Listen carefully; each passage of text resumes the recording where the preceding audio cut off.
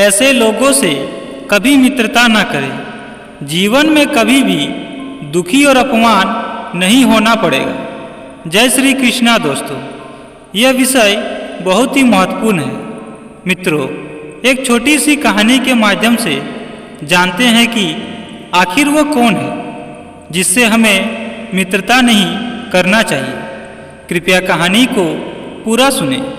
एक जंगल में एक चालाक लोमड़ी रहती थी। उसे दूसरे जानवरों को मूर्ख बनाने में बड़ा आनंद प्राप्त होता था।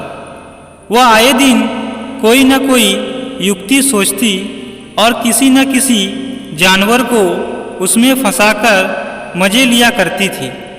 जंगल के सारे जानवर उसका स्वभाव समझ चुके थे, इसलिए उससे कन्नी काटने लगे थे। एक दिन एक सारस जंगल में आया और नदी किनारे रहने लगा। लोमड़ी की नज़र जब सारस पर पड़ी तो वह सोचने लगी, जंगल के दूसरे जानवर तो मुझसे कन्नी काटने लगे हैं। ये सारस जंगल में नया आया प्रतीत होता है, क्यों न इसे मूर्ख बनाकर मजे लूँ।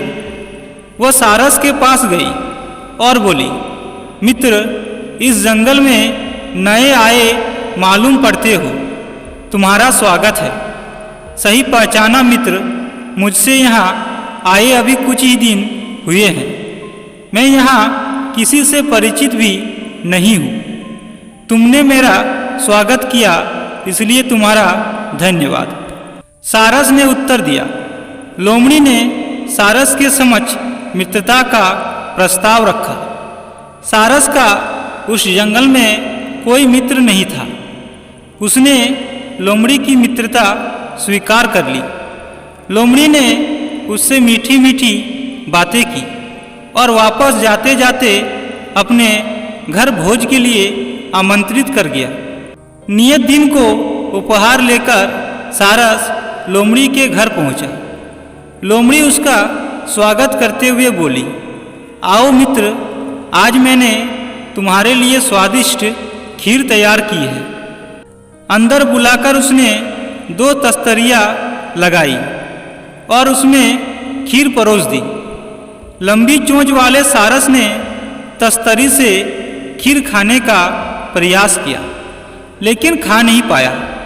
उधर लोमड़ी झटपट तस्तरी से खीर चाट गई। अपनी तस्तरी में से खीर खत्म करने के बाद वह सारस से बोली, खीर तो बहुत स्वादिष्ट है मित्र, लेकिन तुम खा क्यों नहीं रहे हो। सारस संकोचवश बस इतना ही कह पाया, आज मेरे पेट में दर्द है मित्र, इसलिए मैं यह स्वादिष्ट खीर खा नहीं पाया, लेकिन भोज के लिए तुम्हारा बहुत बहुत धन्यवाद। सारस अपमान का घूंट पीकर वहाँ से चला आया। उधर लोमड़ी सारस को मूर्ख बनाकर बहुत खुश हुई। कुछ दिनों बाद सारस ने लोमड़ी को भोज पर आमंत्रित किया। नियत दिन को लोमड़ी बिना कोई उपहार लिए ही सारस के घर पहुंच गई। सारस के उसे अंदर बुलाया और बोला, मित्र, मैंने भी आज भोज में खीर बनाया है। आशा है तुम्हें उसका स्वाद पसंद आएगा। खीर सुनकर लोमड़ी के मुंह में पानी आ गया और वह खीर परोसने की प्रतीक्षा करने लगी। कुछ देर में सारस ने सुराही में खीर भरकर परोस दी।